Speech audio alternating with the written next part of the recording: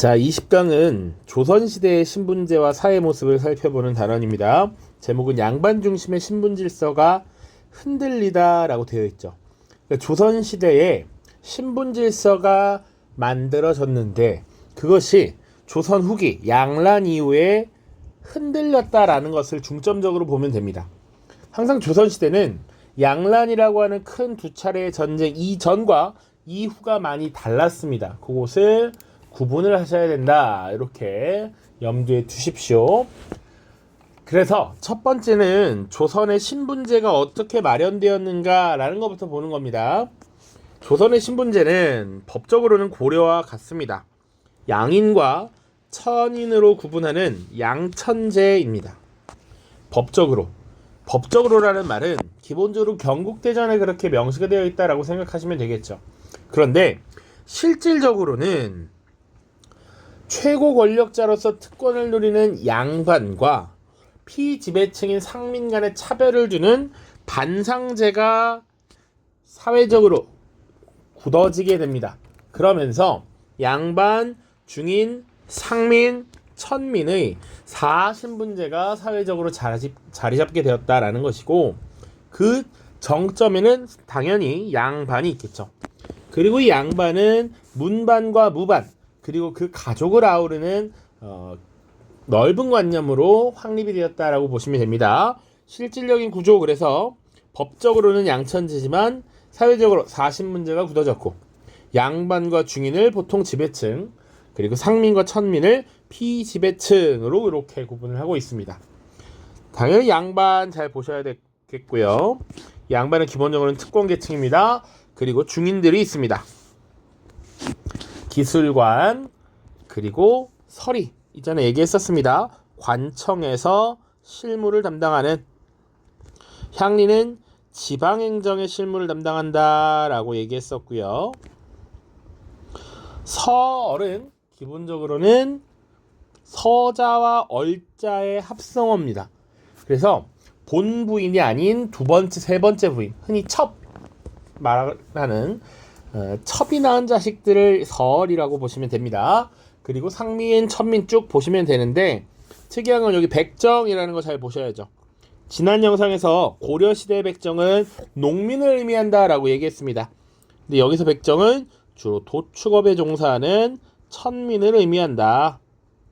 그래서 고려시대와 구분을 하셔야 된다 라는 것이죠. 고려시대 백정과 조선시대 백정을 구별하십시오. 자, 그래서 이제 양반은 어떤 사람들이었는지, 중인과 상민, 그리고 천민은 어떤 사회적인 삶을 살았는지 가볍게 보도록 하겠습니다. 양반이란 본래 문반과 무반 관리를 의미합니다. 그러다가 점차 그 가족 혹은 그 가문까지 포함한 신분의 개념이 되었다라는 얘기죠. 그래서 문반과 무반이 뭔지도 이렇게 나와 있는데, 고려시대에도 이미 다뤘기 때문에 뭐 크게 다룰 건 아니지만, 기본적으로는 유학경전이라는 지식 논술을 시험하는 문과시험, 과거시험 출신 관료들을 문반, 그리고 무술을 통해서 관료가 된 사람들을 무반, 이렇게 보시면 되겠죠. 이 양반이라고 하는 신분계층은 관직을 차지했고 토지와 노비를 기반으로 풍족한 생활을 했습니다. 그리고 이들이 가지고 있는 특권이 중요한데요. 양반은 군역을 면제받았고, 작은 잘못에 대해서는 형벌을 면해주는 감형을 받기도 했습니다. 그래서 각종 사회적 특권을 보장받았다라는 것. 그리고 이들은 기본적으로 고위관료였고요. 그러다 보니까 일반적인 농민처럼 생산노동에 종사하지 않습니다. 주로 과거시험을 봐서 관직에 나아가서 국가 통치에 참여한다라는 것을 스스로의 직분, 직책에 따른 역할, 이런 것들로 여겼다라는 얘기죠. 그래서 열심히 성역을 공부하고 과거시험에 응시하는 것이 일반적이었습니다. 그리고 중앙관료로서 진출을 하기도 하지만 대부분은 향촌에서 거주하는 경우가 많았습니다. 우리가 흔히 사림이라고 하는 세력들, 이들도 양반으로 속하는데 대부분 향촌에 거주하면서 향촌에 사는 사람들의 리스트, 양반의 리스트를 향안이라고 합니다. 향안을 만들어서 양반들끼리 패밀리십을 갖습니다. 특권의식을 서로 공유하고요. 혹은 이런 양반들끼리 혹은 지방에 사는 사족이라고 하는데 사족들끼리 함께 공부했던 학연 혹은 이들끼리의 결혼, 혼인을 통해서 다른 양반과 교류하고 자신들의 특권을 공고히 하려고 합니다. 또한 지방에서 자신들의 영향력을 행사하기 위해서 유향소라고 하는 것을 만들고 수령을 도와서 지방행정에 참여합니다. 또는 사림들이 권한을 행사하는 과정에서 영향력을 행사했던 향약, 지방에서 지켜야 될 나름의 약속들, 이런 것들을 통해서 주민들에게 영향력을 행사하고 백성들을 교화하는 역할을 했었죠. 그래서 유향소만 조금 더 보면요, 향촌 양반들의 일종의 자치기구로서 여론을 수렴했고 수령을 보좌하고 향리를 감찰하는 역할을 수행했습니다. 나중에 향청이라고도 불렸고요. 밑에는 향약의 4대 덕목이라고 있습니다.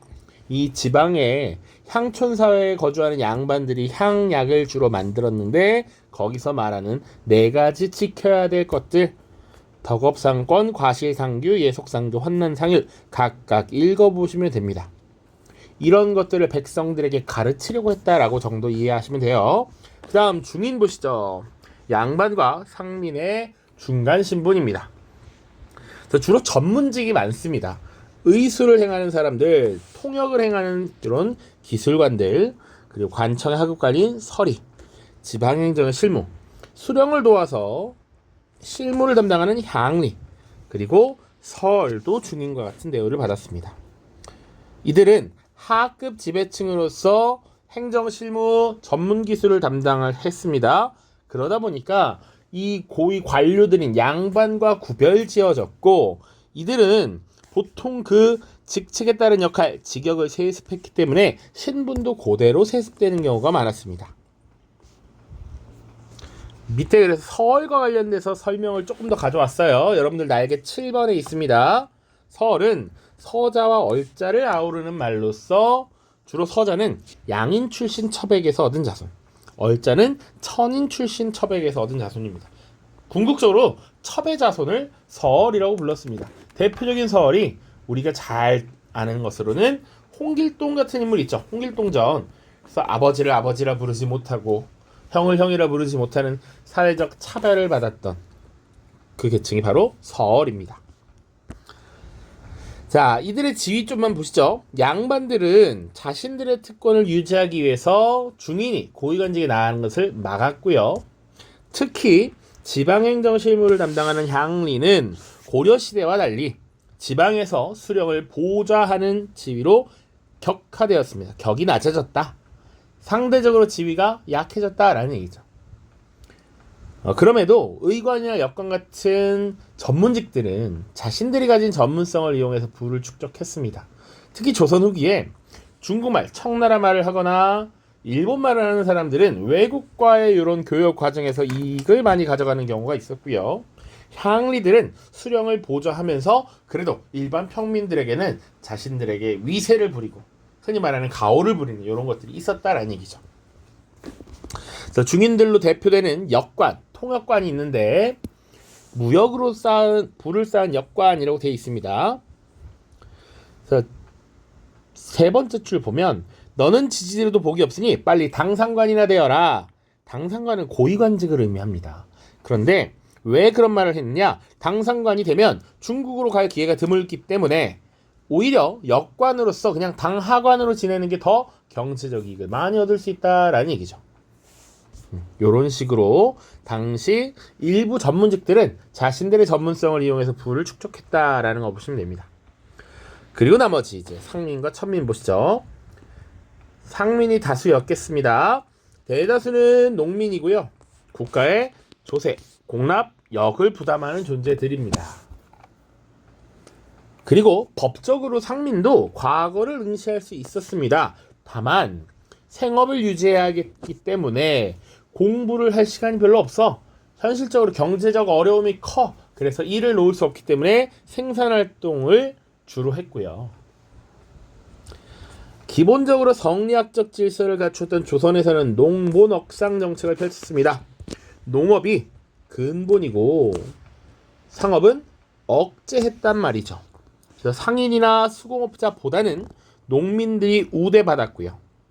수공업자 대부분은 관청에 소속돼서 정부에 필요한 물품을 생산했습니다.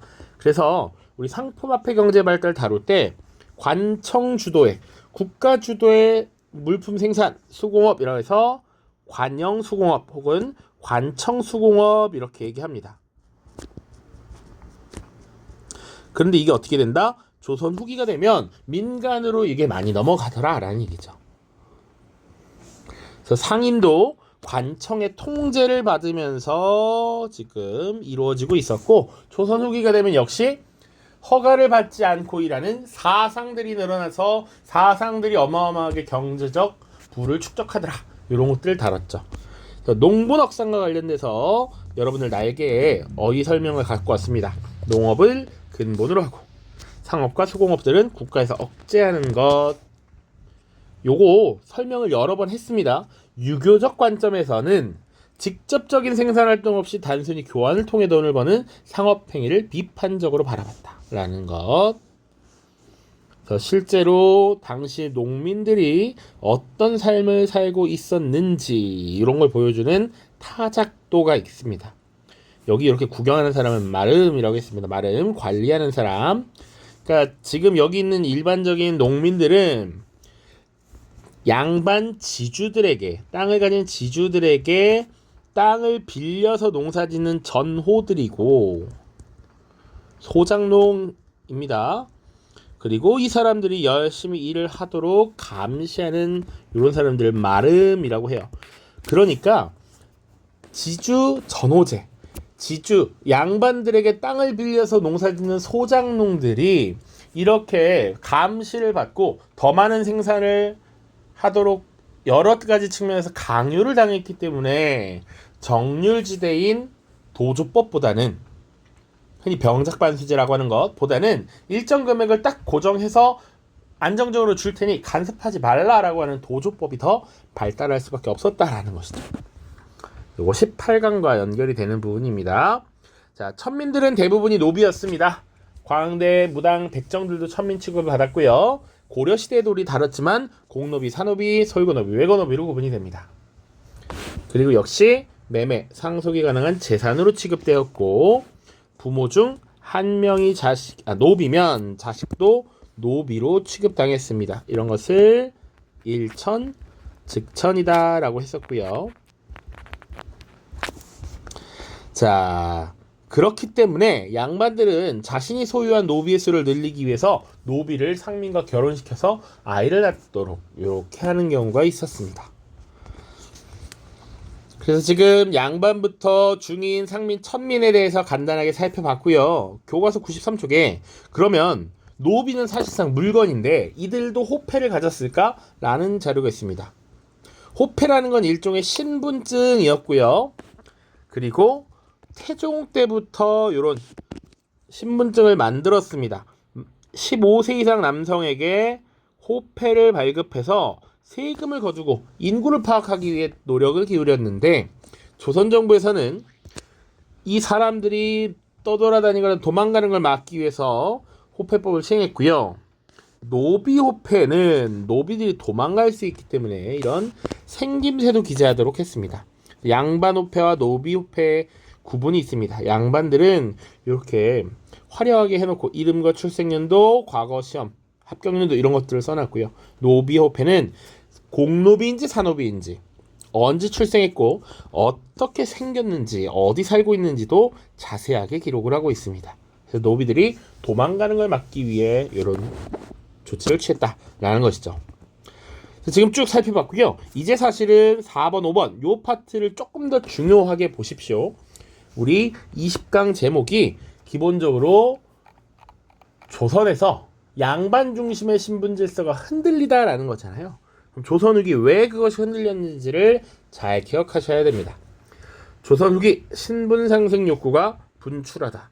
나도, 여러분도 상민이거나 천민이었다면 사실은 더 높은 지위, 더 높은 신분을 갖고자 노력했을 겁니다.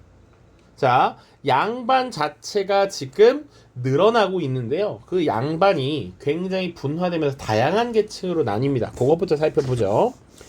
양반의 분화 보시면, 자, 소수 양반 가문이 권력을 독점하는 이런 모습이 나타납니다. 왜 그랬느냐? 조선 후기가 되면 우리 붕당 정치가 심화된다라고 얘기했습니다.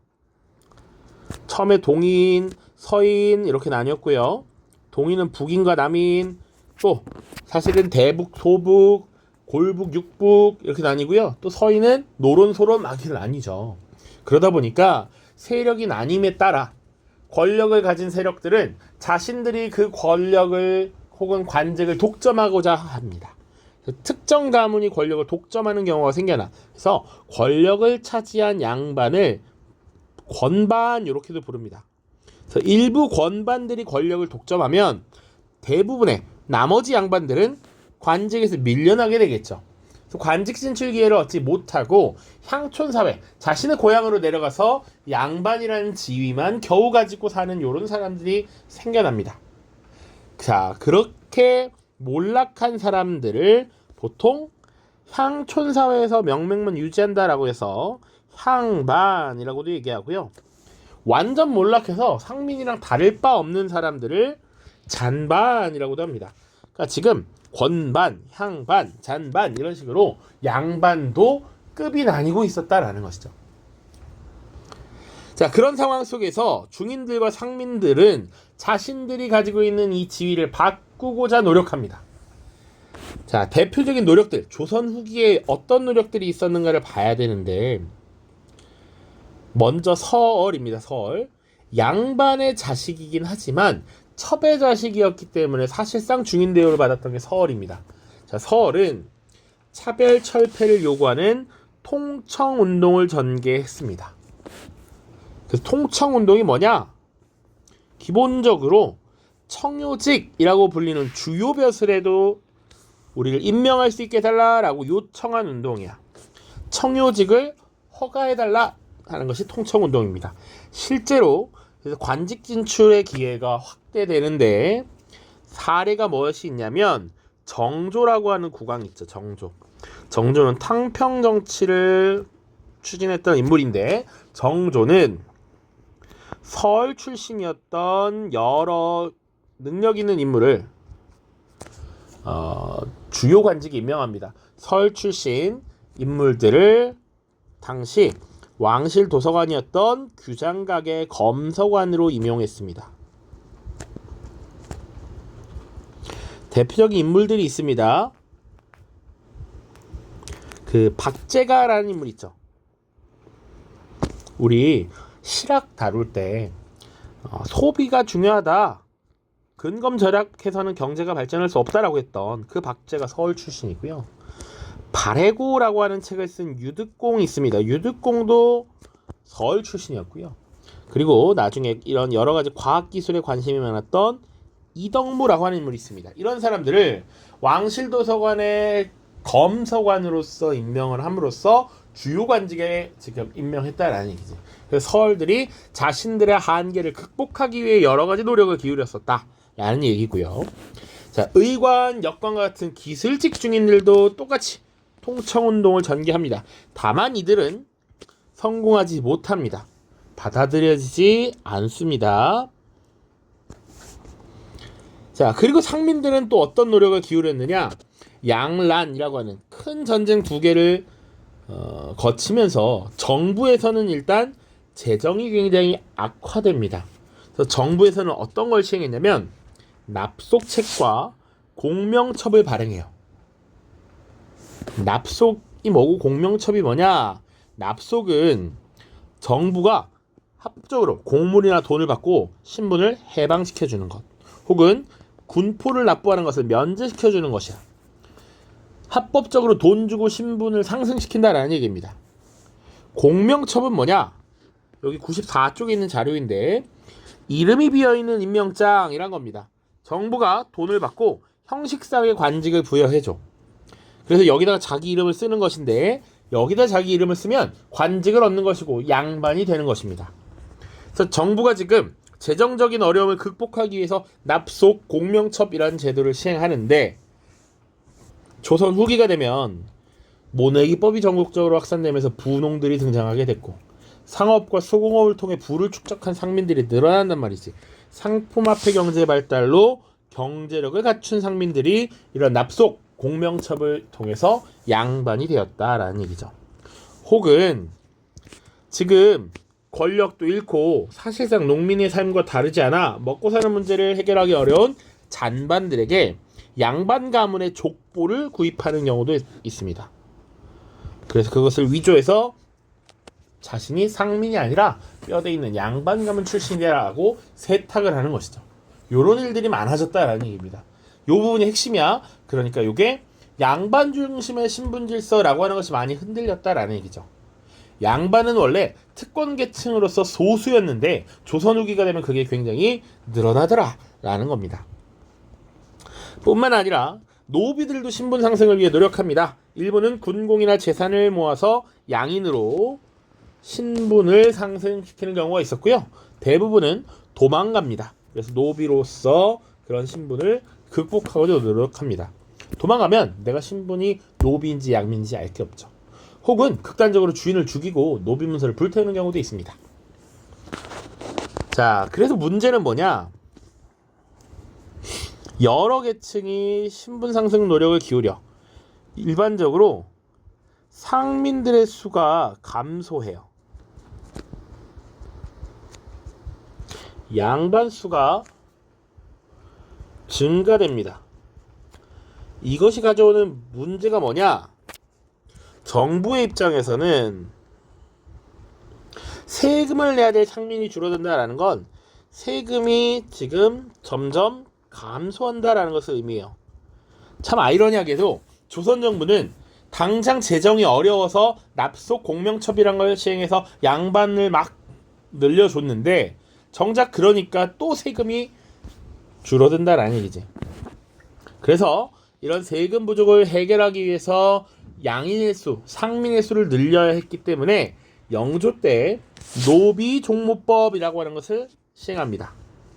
자, 노비의 신분은 엄마를 따르도록 한다라는 얘기예요. 그러니까 과거에는 일천즉천이었어. 아빠가 노비든 엄마가 노비든 둘 중에 하나만 노비면 그 자식은 노비야. 그런데 이제는 엄마가 노비여야 그 자식이 노비다라는 얘기입니다. 엄마가 양인이야, 그럼 그 자식은 양인이 됩니다. 일천즉천에서 노비종모법으로 바꾸면서 상민의 수를 늘리려고 했고, 또 순조라고 하는 왕, 세도 정치의 시작이거든요. 이 순조 때는 국가가 가지고 있었던 6만 명의 공노비를 해방시켜서 양인의 수를 늘리려고 했다라는 것까지 같이 보시면 되겠습니다. 자, 그다음 마지막에 있는 것이 이제 남성, 부계를 중심으로 한 과족 질서의 확대라는 부분입니다. 우리 19강 마지막에서 고려 시대는 남성과 여성의 지위가 크게 차이가 나지 않았다라는 얘기를 했습니다.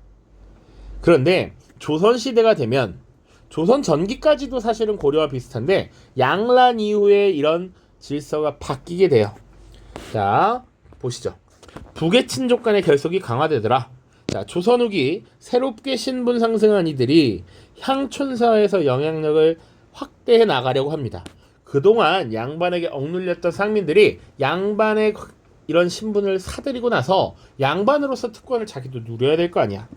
그래서 영향력을 행사하려고 하다 보니까 원래 양반과 새롭게 양반이 된 사람들이 경쟁을 하게 됩니다. 그런 걸 향전이라고 해요. 그래서 기존 양반들은 출신 가문 이런 것들을 굉장히 중요하게 여겨. 그래서 아버지의 이런 뭐랄까요, 출신 가문 그리고 양반으로서의 혈통 이런 것들을 굉장히 강조해 나갑니다. 그래서 북의 친족 간의 결속을 굉장히 강화해 나가고, 그리고 이런 친족들을 중심으로 동족 마을에 거주합니다. 우리는 전통적으로 이 지역에서 영향력을 행사하던 뼈대 있는 가문, 뼈대 있는 양반 집안이야 라는 걸 보여주기 위해서 그 사람들끼리 마을을 형성해서 같이 살더라 라는 얘기죠.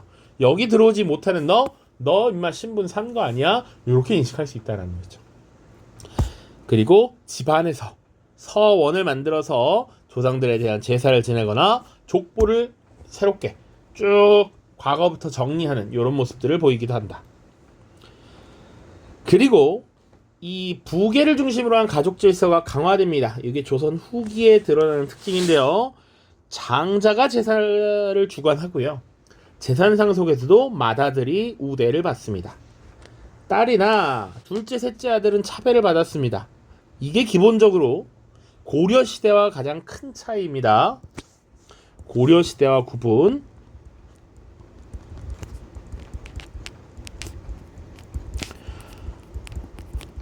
자, 그래서 왜 그럼 이렇게 했느냐? 고려시대는 분명히 딸아들 구별 없이 모든 자식들에게 재산을 똑같이 나눠줬는데 균분상속을 하게 되면 흔히 말하는 N빵을 하는 거잖아. 가문의 재산 규모가 축소되면서 가문이 몰락할 수 있다라고 여겼기 때문에 그것을 막기 위해 이렇게 조치를 취했습니다. 그래서 실제로 아들이 없는 집안은 친척을 양자로 삼아서 가문의 그런 뭐랄까요? 뼈대를 지켜나가도록 이렇게 하기도 했습니다. 94쪽에 상민들은 왜 양반이 되고자 했을까? 이런 자료 있습니다. 양반이 가진 특권이 많기 때문이니까 가볍게 읽어보시면 될 것 같아요. 자, 시간이 조금 길어졌습니다. 고생 많았고요. 다음 강부터는 22강 대주제 3으로 들어갑니다. 21강은 탐구단원이라 강의가 없고요. 바로 22강으로 넘어갑니다. 자, 다음 강에서 만나요. 안녕.